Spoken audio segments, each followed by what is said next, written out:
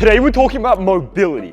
Most of you think mobility is the key to increasing pitching velocity. But here's the thing, mobility can actually do more harm than good if it's not done properly and actually lead to a decrease in pitching velocity. So in this video, Albertus, my co-founder, and myself are going to walk you through exactly how to implement mobility into your training program so that it increases pitching velocity rather than it hold you back. We'll go through examples, the traps behind mobility, and how to implement mobility properly to help it increase pitching velocity. All right, let's get straight into the video.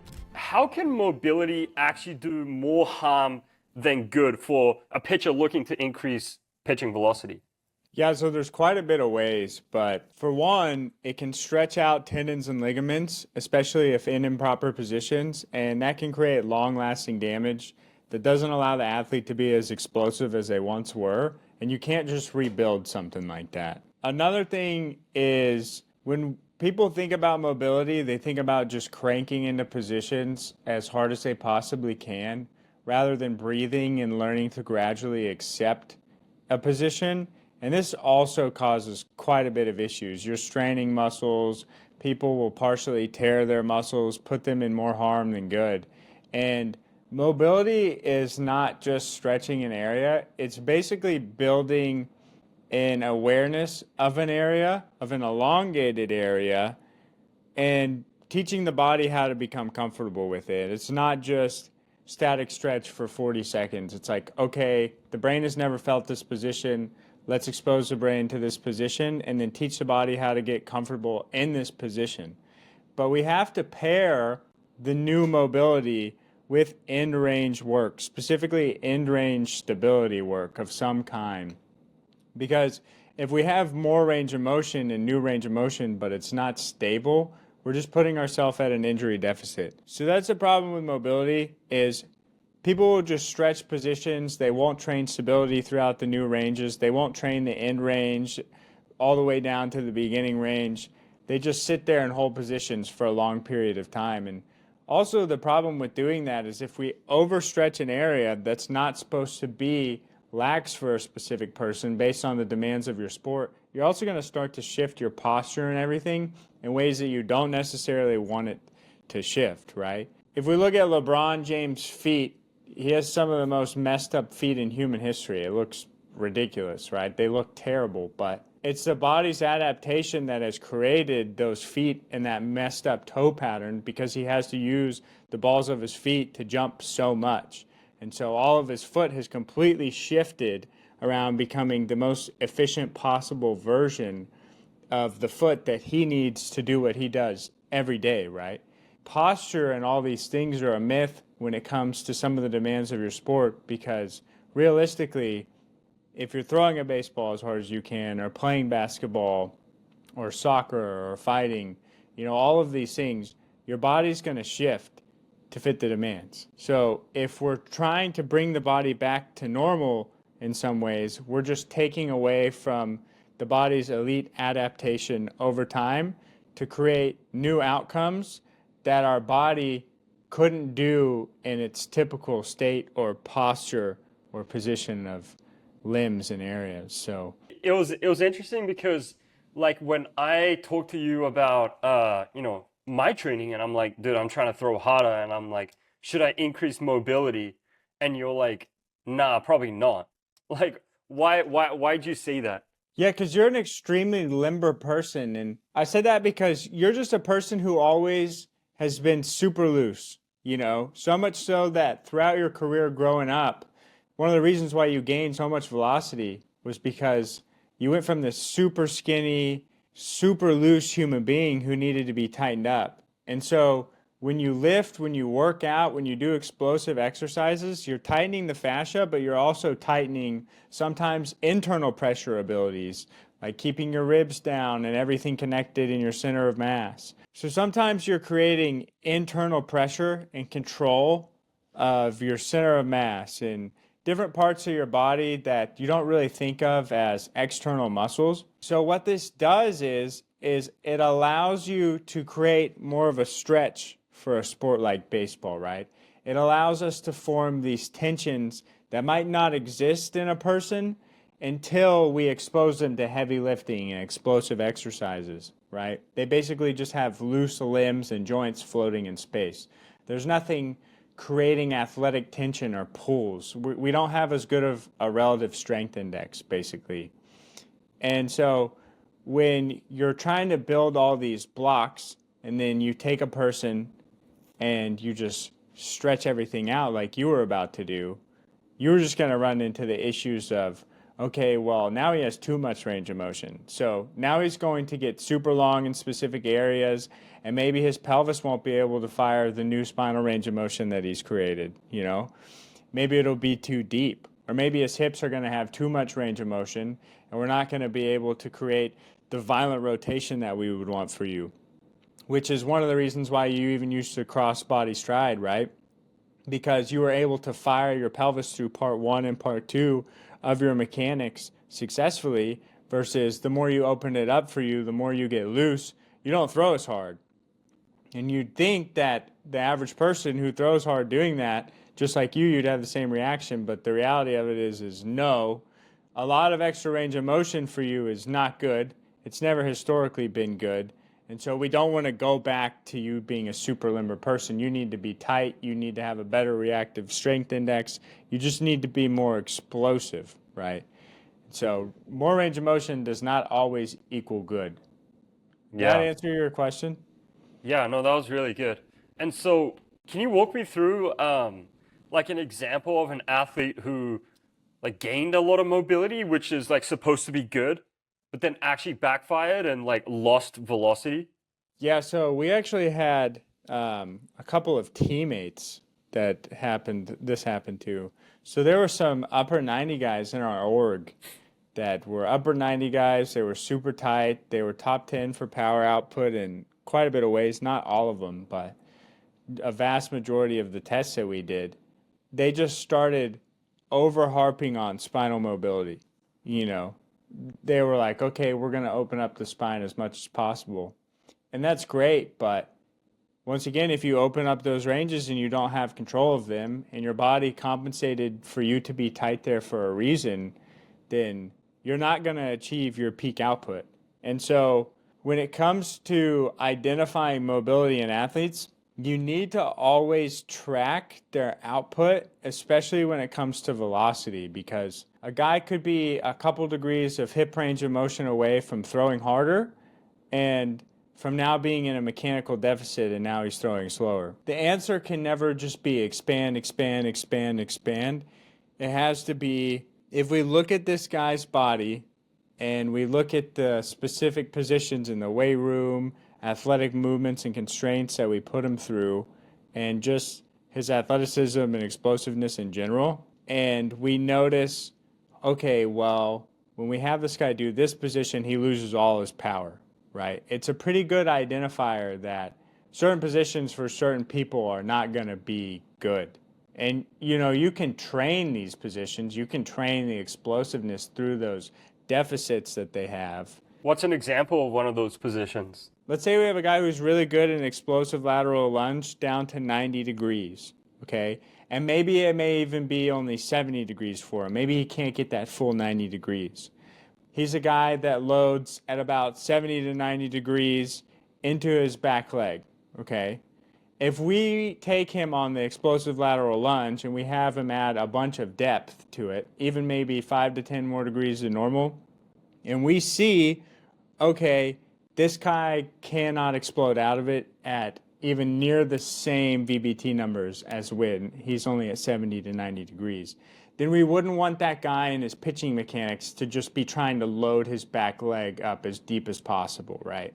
You know, it's a pretty telltale sign that he can't work very well throughout those ranges. But you can also apply that to, okay, maybe we see that there. It might apply to the block leg as well. Maybe he's a guy who, when he's pitching, he's one of those guys who just sinks lower and lower into his block leg as he's throwing. You're probably going to have to stand him up a little bit in his delivery and apply the explosive ranges that he can actually use.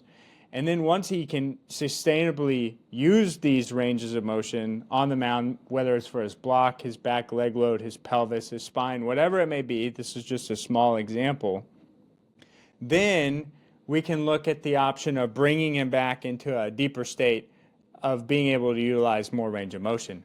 But that's something else we'll have to cover. Is a common misconception of even pitching mechanics is the more range of motion that we can achieve in pitching mechanics, whether it's stride or whatever, hip range of motion, the more that we're going to throw hard. But that's not true either. It's realistically, what can you sustainably use? What can you efficiently use? And that's how you throw hard. That's how you create the 100-mile-per-hour formula, because more does not always equal more here. That's just one small example of different ranges of motion that you can identify in the weight room, specifically when it comes to them utilizing it. But ultimately, they're just a precursor for potentially picking something up, and it matters most what they do on the mound. Yeah, no, that makes sense, because like with hip to shoulder separation, right? It's not like, oh, the more you get, the harder you're gonna throw. And so like if you're really good in a certain position and then you open yourself up way too much, then you're not gonna be as tight in that position that you were good in, right? And it's gonna be less explosive. Yeah, it's like we had one guy who I just filled out his program. He's over counter rotating his torso, and it's because he has an absurd amount of range of motion in his spine. He can just sit here and hold it for days while his pelvis partially fires. But it can't partially fire all the way through that it needs to, because he's utilizing his spine counter rotation so much, counter rotation. He's really just in a deficit there. And so because he's so counter rotated, he can't fire his pelvis on time, which leads to a delay of the pelvis not being able to fire until the spine gets back to neutral, and then the pelvis can clear. But the problem with that is that his energy is already gone. His energy has already halted itself and now has to try to get going again, versus being able to fire all the way through on command and then go to the next part of the body. And that's what people need to start utilizing more, is where does the energy stop? What is happening in this athlete that causes the energy to not be able to fluidly go? Whether it's the pelvis or the spine or the arm or the legs, the hip, even the foot, everything matters. It could even be a glove arm that's triggering the energy too much, or fighting against the plane range of motion, or the plane that it's supposed to fire on. So where does energy stop is what people should be looking for, right? But yeah, a good example of it is the person that we just talked about. I know we talked about how mobility can be harmful, right? But when does it become useful for a pitcher to gain mobility to, increase performance? It can be used for a lot of things. First of all, let me preface by saying that mobility is there's passive and there's active mobility. So all of us, if we go unconscious, put to sleep for something, the body can go into considerably different positions than when we're awake.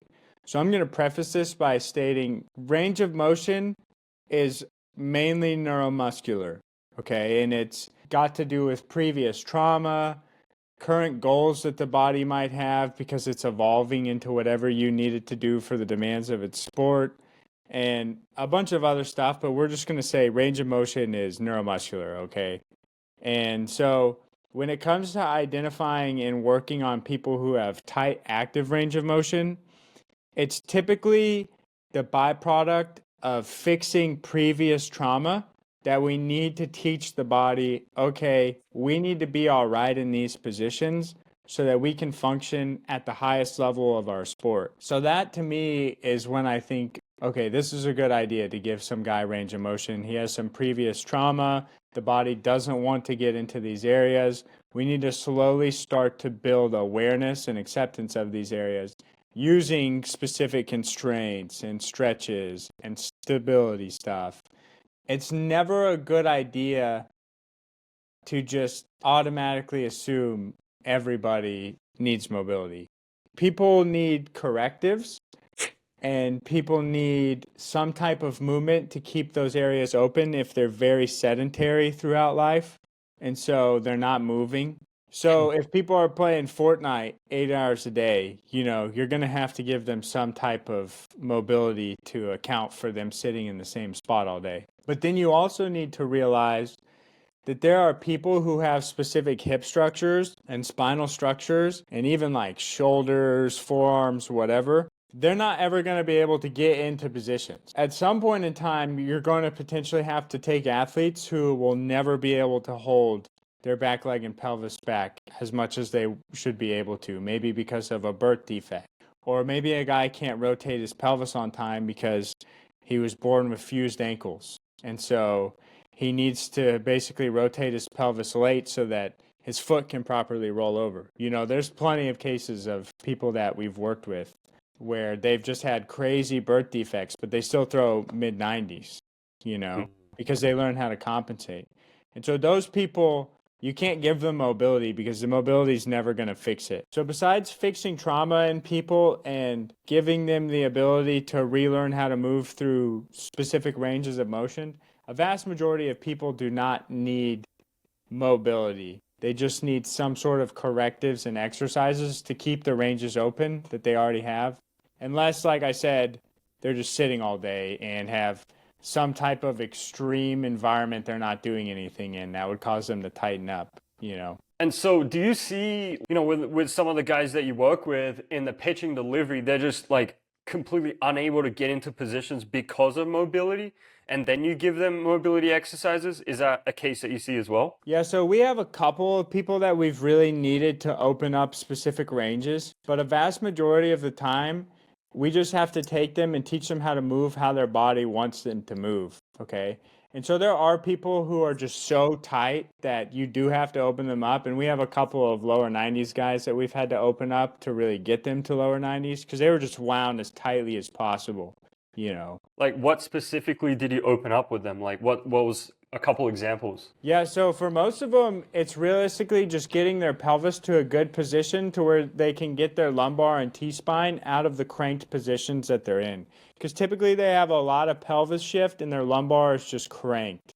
And this is a common thing that happens to baseball players, especially baseball players who just, like we talked about earlier, they just sit all of the time. They're not actively doing a whole lot of stuff outside of baseball. And their lumbar just gets frozen up. They lose their ability to move there. Their pelvis is all locked up. And then also, we're just always cranking pelvis rotation and then lumbar extension. So pair that on top of them never moving, never building strength throughout the opposite ranges. You realistically just get a ton of people with like T-spine flexion, crazy lumbar extension, and then a little bit of pelvis tilt.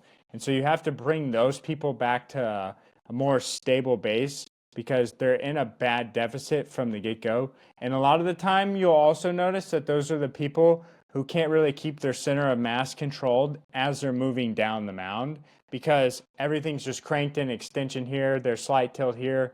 This is set up weird as well in the spine, so they can't get into these positions that are stable and allow them to transfer energy well because they're already leaking into the next phases of the throw because of the bad posture. When you open up guys, right? You kind of touched on it already, but you need to make sure that you are strong in those ranges and explosive in those ranges, right? How do you actually develop that? Yeah, so a good way is to expose the athlete to some type of stabilization, typically rhythmic stabilization or oscillations throughout the newfound range. And you can also just do basic lifts throughout the newfound range, but it's just building an athletic awareness of that area and just shifting up what you throw at it. You're trying to take it and expose it to what it needs to do really quick. So you kind of just hit it with a short little barrage of everything that you can get. But you also need to make sure that during this time frame, when you have athletes doing this, that you deload them if they feel like complete crap. Because we are putting them through stuff that they've never done before, and they're going to fatigue sooner than normal because they're also throwing differently from working throughout these new ranges that they're adding. And so if you're not paying attention to how the athlete feels, if we're not deloading him or pulling volume back a little bit, then you're putting him at an injury deficit. When you open up people's ranges, and then also when you shift people into really hard strength phases, those are just two really big times where people will explode. And so you have to make sure that everything in the program volume-wise is as dialed as it can be because you're putting people through extreme changes that their body has never done. So it's like you just took a guy from riding a bicycle and you slammed him on a Harley. And now all of a sudden he's going 80 miles per hour down the street and he's never rode on it before. If you aren't making sure that he's at least ramping up to these things and taking time off from some other things or reducing volume so they can become properly chronically, adapted, then you're going to blow them up every time. And another thing that you can tell is when they throw, after you open up these ranges, look at how they throw throughout a session. And you'll notice that these guys who aren't accustomed to what you've done with their body yet, towards the end of the session, will start to shift. So if it's a guy who has poor midsection control, as he starts to shift throughout his throwing, he might have a higher arm slot and then he gets fatigued and it drops more and more and more because his core is not able to get into those consistent new positions. If we look at Chris, one of our athletes this week, his arm slot started at a 6-3 release, and then as he kept throwing, his velo was dropping, but his arm was dropping.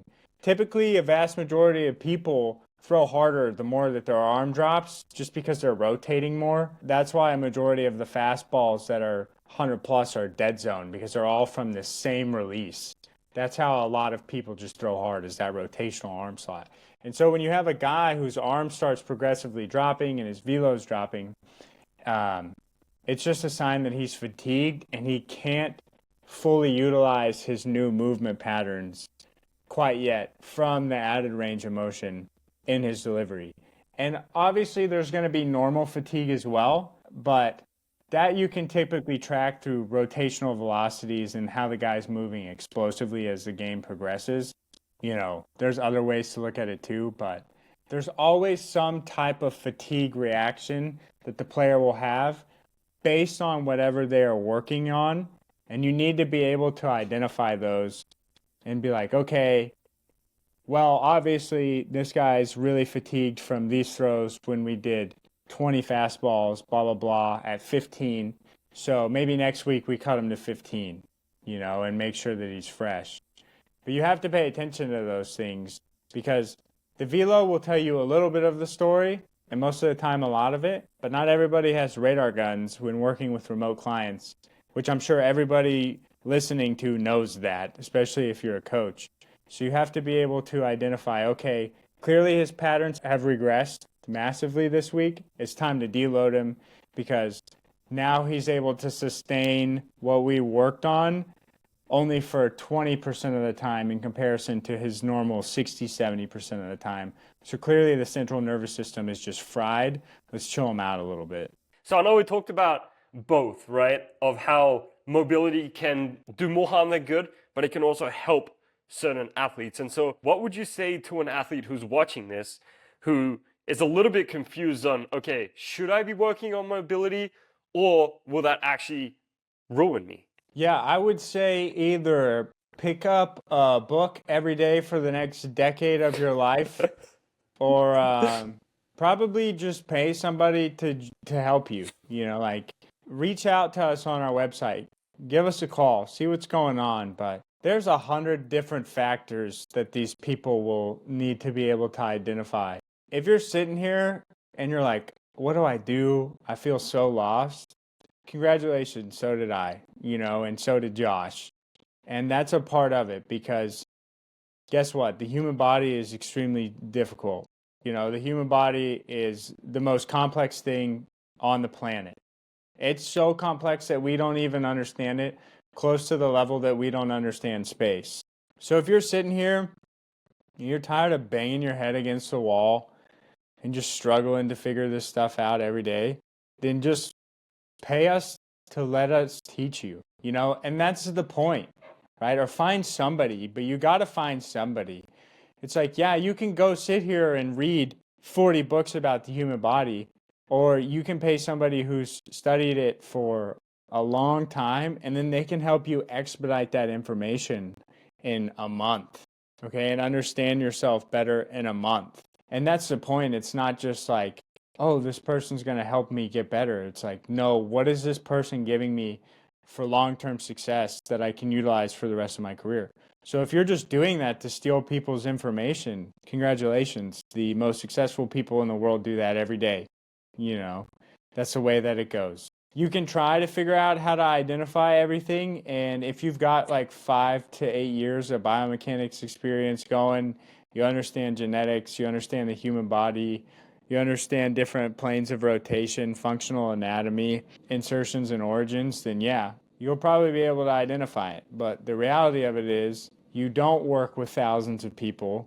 You haven't seen thousands of different cases. You probably don't even know what you're looking for to begin with, and that's okay. You know, at one point I didn't, at one point Josh didn't, but find somebody that you can get in your corner that can help you learn everything and not just a surface level version of it. Start to understand everything in depth. But yeah, sorry. The worst thing that you can do is try and one man army this. And I learned my lesson the hard way trying to do that by being injured for 8 out of 10 years, just thinking that if I lift 2 times a day, I'll be good. No, that's not enough. If I lift 3 times a day, I'll be good. And if I run twice a day on top of that, I'll be good. And then I just keep blowing out and learn that this is a game of efficiency and it's a game of chess. You're not just brute forcing the board. It's stacking efficient wins. So find somebody, get them in your corner, stop guessing, stop wasting time. The quicker somebody gives you direction, the quicker you can potentially achieve your dreams. So ultimately it comes down to, is your career more important or your pride? This is one last thing I wanted to touch on that I forgot to ask you, which is, and this will end off this episode. So there is from what I've been seeing, it feels like it's the meta right now to work on mobility.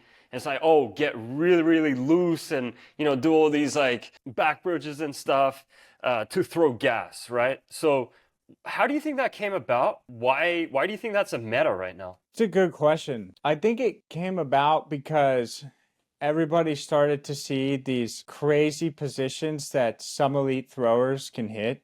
It just became like oh, look, this person can do this. That means if I can't do this, I can't throw hard. And it's Like like, Yamamoto.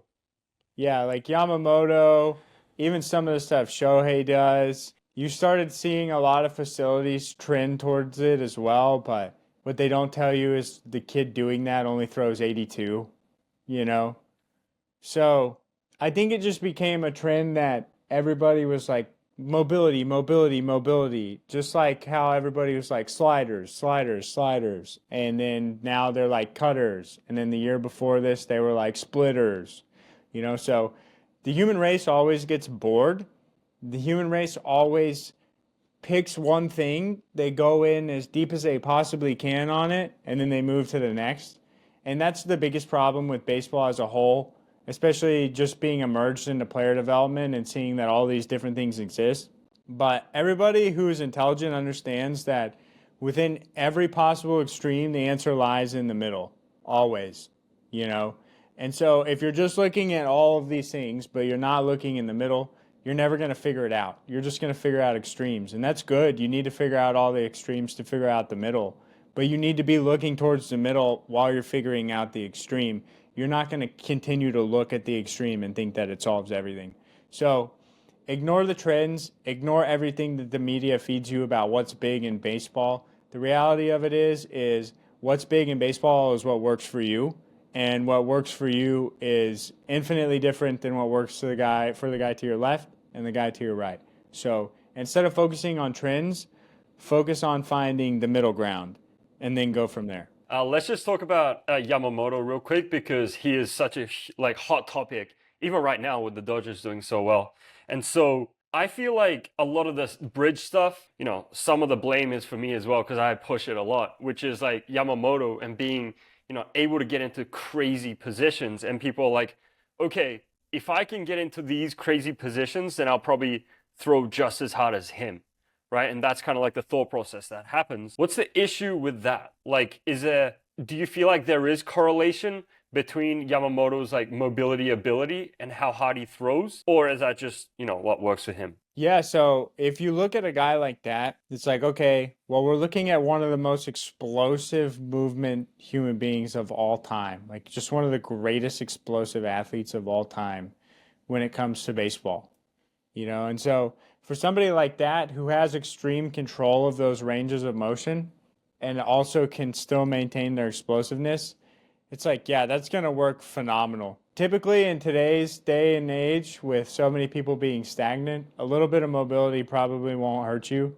You know, it's probably good for you to open up these ranges just because you're never doing anything. I would bet most of these people are never doing anything besides what they do at the field. But for Yamamoto, it's like, all right, freak athlete, dude. Just one of the craziest baseball players to ever exist. Doing something that typically wouldn't work for people. You know, like if I go do what he's doing, I'm going to throw 85. If some of our athletes go and do what he's doing and they don't ever lift, they're going to throw 75. I'm going to be entirely honest with you. They don't even have 85 in them. Yeah, it's always fun to watch people like that who are extremists of their craft and watch them do what they do. I think because it's just, I don't know, dude. It's like watching a lion in the wild, right? You have no idea what the lion's going to do. We're not lions. The lion's at the top of the food chain, you know, and it's at the top of the food chain because it's its own version of the lion. Like, not every lion's hunting the exact same thing every day. You know, they're all different. They're all eating different prey in different parts of the world. So, yeah, it's fascinating because you're watching the kings of the jungle. But definitely do not try to mimic these people. Try to have a good balance of everything. See if it maybe works for you. Experiment with it. Have some fun. Training's about enjoying it, you know, and having fun. So if you want to try it, by all means, go for it. It's not going to explode you trying it for a week, but don't think that you can just not lift weights and then just stretch yourself into throwing 100 miles per hour. Because like I said, if I gave that protocol to 99% of our athletes, they wouldn't even play Division I baseball, you know.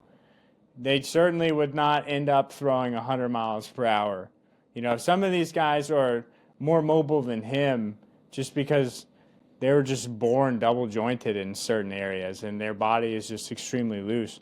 They throw 78, dude, you know. So at the end of the day, watch the kings of the jungle be the kings of the jungle. Watch the lions hunt. Realize that some of us are mongooses.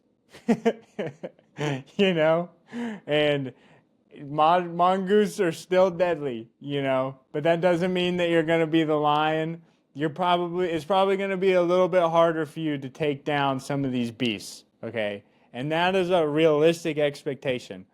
Always believe in yourself like you can be the best in the world. Don't let your ego convince yourself that you're the best in the world just because you exist. Like, go get something, you know, go work for something. And realize that you're probably going to need to do a little bit of everything. And if you didn't need to do a little bit of everything, you'd already be throwing in the 90s at like 16 miles per hour. So if you're not already 16 years doing old. that, yeah, if you're not already doing that, chances are you're not a freak athlete like a vast majority of us. So don't bet on it. I think that's good to end there for the first one.